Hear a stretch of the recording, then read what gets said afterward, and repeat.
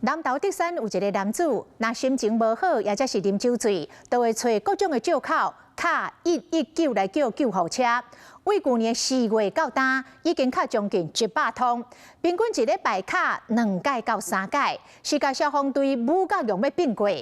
但是南投县并无制定救护车的收费的标准，所以男子这种乌白来的行为，根本就无伊的台话。 救护车赶往通报现场，一个穿乌衫的查甫人徛伫路边岔路。救护人员一看地点，就随将内底需要救活这个查甫人捡出来。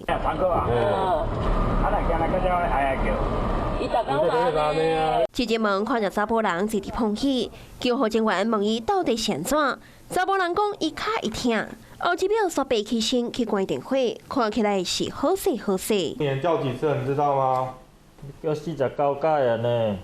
这届第50届啊！那你不是说你脚不舒服？我看你走得很好啊。是讲着今日查甫人是真正无爽快，救护人员想要将伊送病院，术后拒绝。后尾就行啊。消防队员互伊补加一粒头毛日烧，因为南投德山这个姓陈的查甫人，只要若啉烧酒醉，或者是心情歹，伊就会找各种的理由卡救护车。 敢若去年4月到今，都卡将近100通，平均一礼拜对卡2摆到3摆。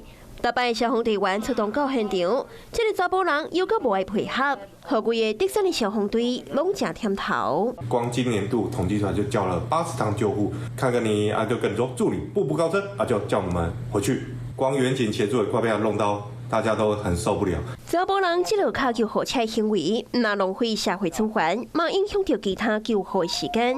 要过救护车，阁袂当无甲载。啊那南投县因为无制定救护车收钱的标准，查甫人滥用资源的行为无法可罚。敢若希望相关的单位会当介入处理，互这个一天到暗卡救护车的查甫人莫阁卡咯。